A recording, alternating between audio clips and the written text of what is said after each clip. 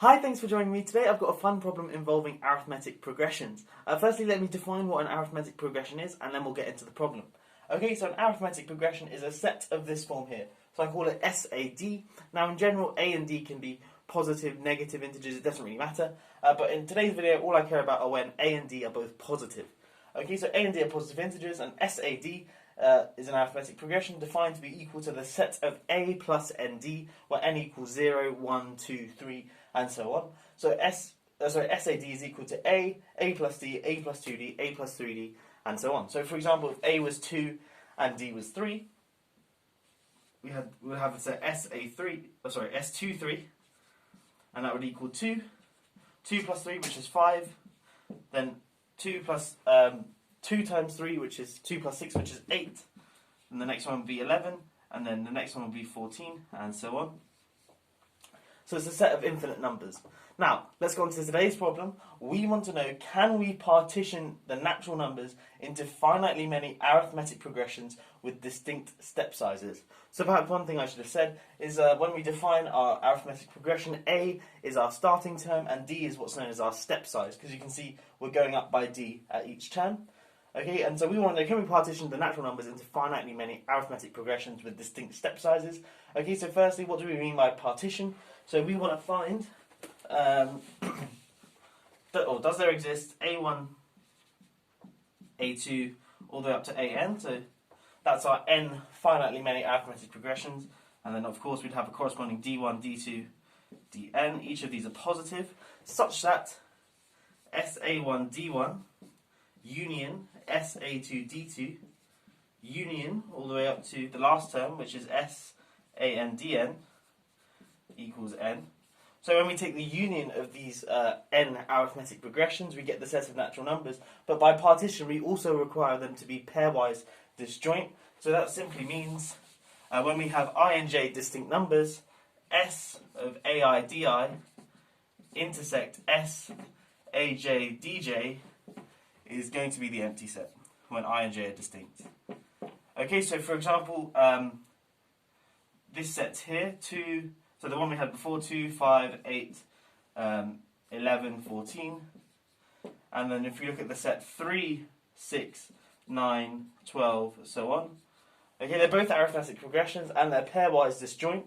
If I just look at them, however, their union isn't the natural numbers. So this wouldn't be a valid combination. But we want to know, is there a valid combination? I.e., are there finitely many arithmetic progressions where you take their union, they're pairwise disjoint, and they all have distinct step sizes. This one doesn't have distinct step sizes, clearly, because they're both 3. But yeah, and we want to know, do we get a partition of the natural numbers with finitely many arithmetic progressions with distinct step sizes? I hope I've made that clear. Anyway, if you want to have a go at this problem, pause the video now and give it a go for yourself, and I'm going to get stuck into a solution.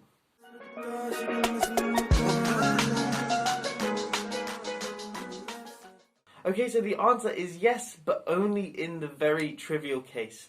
So, of course, if we just have A equals 1 and D equals 1, then SAD is just SA1, which is going to be 1, 2, 3, and so on, which is exactly the natural numbers, and we're done.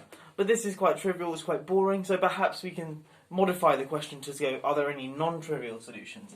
And then when we look at that, the problem becomes more interesting, but the answer is no. There is no non-trivial way to partition the natural numbers into finitely many arithmetic progressions with distinct step sizes. Now first I should comment that distinct step sizes is crucial to the problem, because otherwise you could just look at the odd numbers, and so on, and then the even numbers, 6, 8, and so on.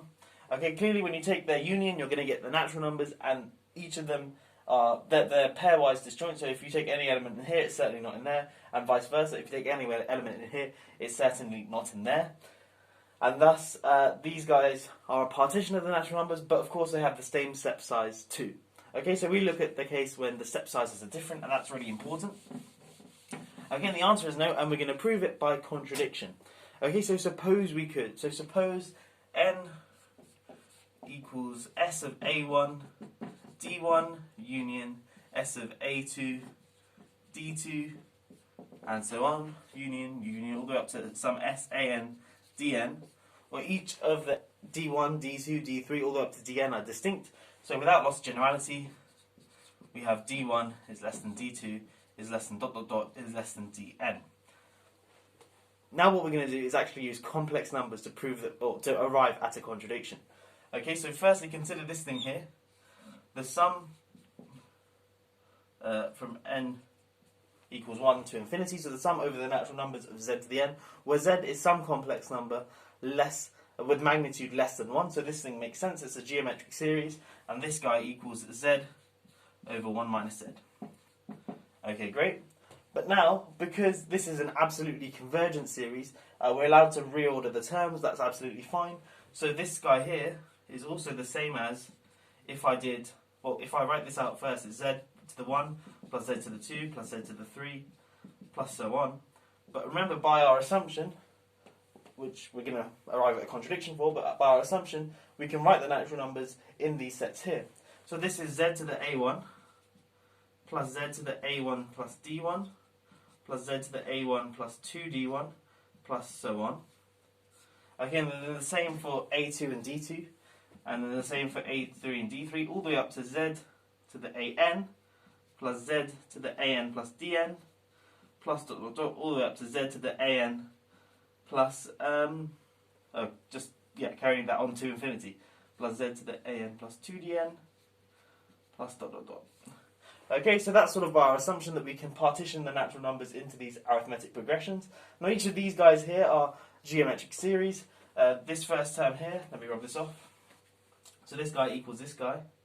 So this thing here is the same as z to the a1 all over 1 minus z to the d1. The next guy will be z to the a2 over 1 minus z to the d2. I'm not going to prove these geometric series formula, but it's a very standard result. And so on, all the way up to z to the an all over 1 minus z to the dn. Okay, so we now have this guy here, z over 1 minus z equals this guy plus this guy, all the way up to this guy here. Sorry, I just got a message on my phone. Okay, now what we're going to do is I'm going to rub off the board, write this up, and then we're going to arrive at our contradiction. Okay, so I've derived this formula here. What I want to do is use this to get to my contradiction. Okay, so we have d1, d2, all the way up to dn being our n distinct step sizes. And remember I said without loss of generality, d1 is less than d2, which is less than d3, all the way up to dn minus 1, which is less than dn. Okay, so now what I want to do is look at the dnth root of unity. So in other words, consider z, let's call it z0, which is going to be defined to be equal e to the 2I pi over dn. Now, one thing to notice is that if I do any of the other di's, do z0 to any of the other di's, I get z0 to the di, which is going to be equal e to the 2I pi di all over dn.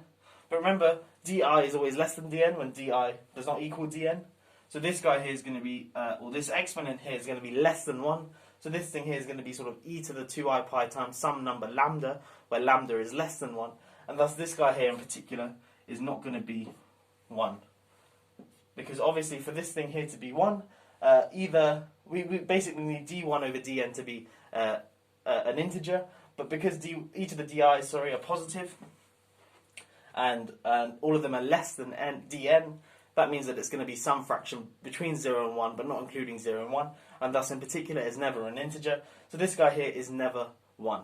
And this is important because you can see here what I'm going to do in a second is take z going to z0. Okay, so firstly what I'm going to do is just remember this crucial property, z0 to the di, z0 to the di does not equal 1 whenever I is less than n, so any of these ones here. Now what I'm going to do is bring all the terms onto the left-hand side, except this last term. I'm going to keep it there, and I'm actually going to bring this to the left-hand side and bring everything else to the right-hand side.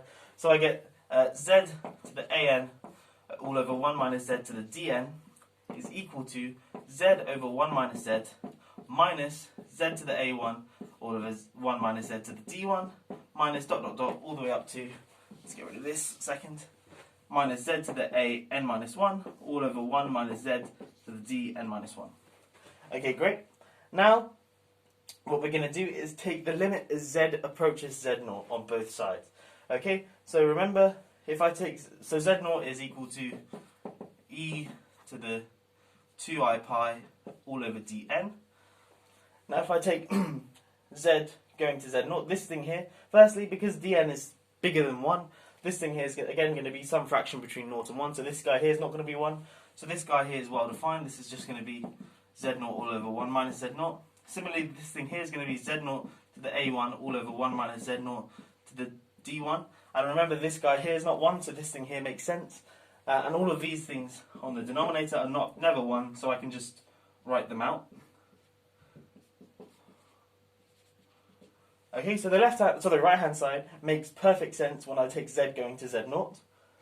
But if I look at the left hand side, when I take z going to z0, on the numerator I get something well defined, but on the denominator I get 1 minus z to the dn, and as z goes to z0, this guy here, z0 to the dn is going to go to e to the 2I pi, which is 1.